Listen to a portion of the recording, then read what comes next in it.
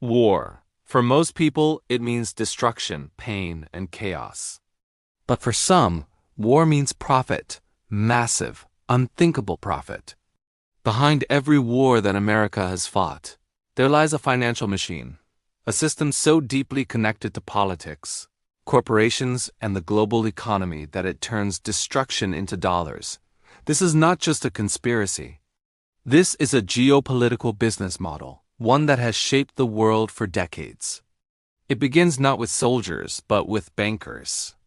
Not with bullets, but with dollars. To understand how America funds wars to make money, we have to go back to the roots of how power, oil, and the dollar became one. After World War II, the United States emerged as the ultimate global power. Europe was in ruins. Asia was rebuilding. And America had one thing no one else did: financial dominance. In 1944, something historic happened: the Bretton Woods Agreement. The world decided that all global trade would be linked to the US dollar. Why? Because America held 2/3 of the world's gold reserves. Every other currency was tied to the dollar, and the dollar was tied to gold. This made America the banker of the world. But something changed in 1971. President Richard Nixon shocked the planet by removing the dollar from the gold standard. Overnight, the dollar was no longer backed by gold. It was just paper. The world expected collapse, but it didn't happen. Why? Because America had a new plan. In the early 1970s, the US struck a secret deal with Saudi Arabia, the biggest oil producer on earth. The deal was simple. Saudi Arabia would sell oil only in US dollars. In return, America would protect the kingdom and supply weapons. This was the birth of the petrodollar system. Now, if any country wanted oil, whether it was Japan, Germany, or India, they had to first buy dollars. That created an endless demand for US currency. The dollar became the world's most powerful weapon, and the US didn't have to fire a single shot. But what happens when someone threatens this system? That's when wars begin. Let's take a look at Iraq. In 2000, Saddam Hussein announced that Iraq would sell oil in euros instead of dollars. He called it an act of independence. But to America, it was an act of war, a threat to the dollar's supremacy. 3 years later, the US invaded Iraq under the pretext of weapons of mass destruction. But after the war, something interesting happened. Iraq's oil sales quietly returned to the dollar system. Coincidence? Or a warning to the world? Now look at Libya. Muammar Gaddafi had a dream: to create a new gold-backed African currency that would free Africa from Western financial control. He called it the Dinar Project. But that dream never came true.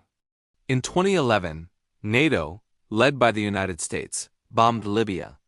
Gaddafi was overthrown and killed. After his death, the project disappeared. The message was clear: challenge the dollar and you won't survive. But war isn't just about maintaining dominance. It's also about making money. Each time a war begins, there's one group that always profits: the military-industrial complex. This term was first used by President Dwight D. Eisenhower in 1961, when he warned Americans about the dangerous alliance between defense contractors, the Pentagon, and politicians. He said, "The potential for the disastrous rise of misplaced power exists and will persist." And he was right. Today, the U.S. defense industry is a trillion-dollar empire.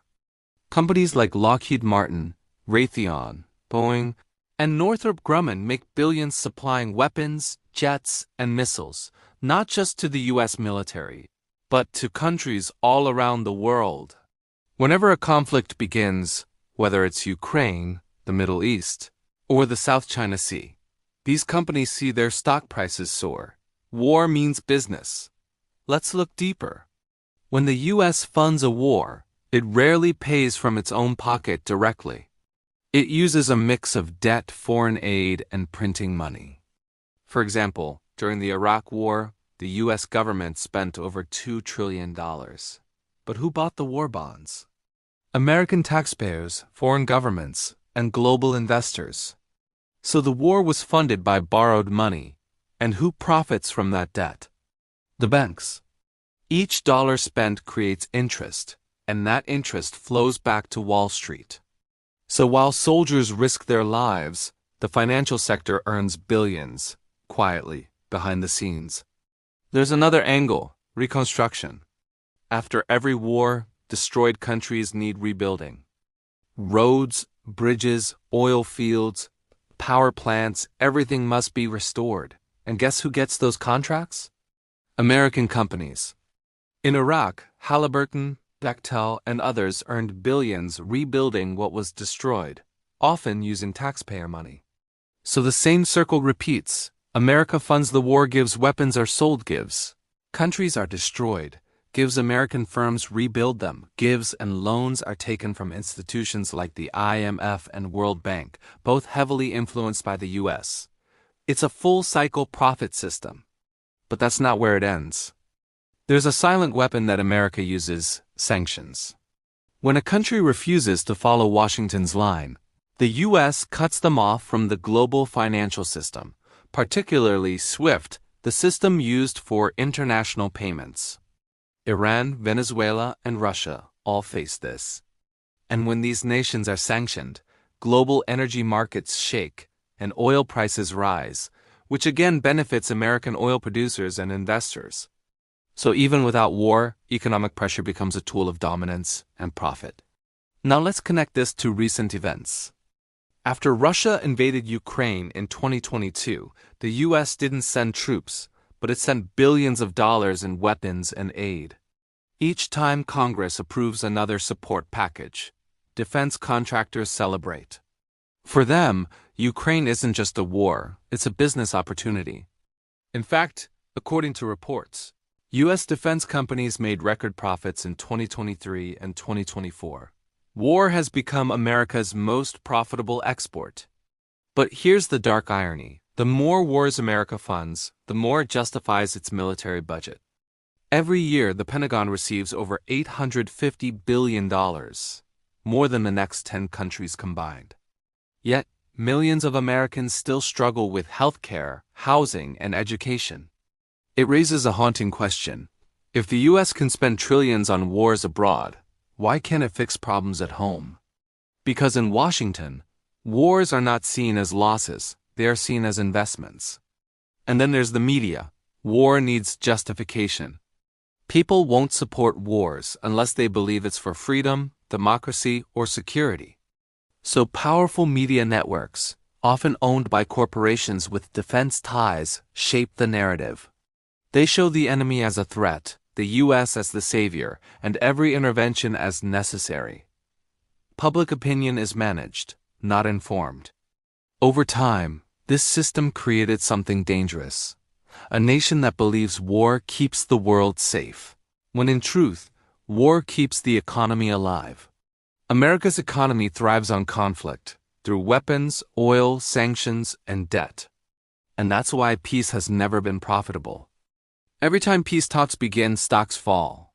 Every time war breaks out, profits rise. It's a cycle built not on morality, but on money. Let's look forward. The new frontiers of war are not deserts or jungles. They are digital. Cyber warfare, artificial intelligence, and space defense are the next trillion-dollar industries. The same companies that made missiles are now making algorithms. And once again, conflict will drive innovation, and innovation will drive profit.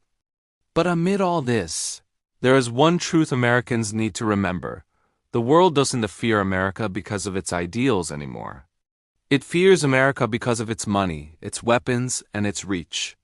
Every drone strike, every sanction, every covert operation, they all feed one system, the economic engine of war. So the next time you hear about another humanitarian intervention, ask yourself, is it really about helping people? Or is it about protecting the petrodollar, expanding influence, boosting corporate profits? Because history tells us whenever America fights, someone, somewhere, makes a fortune.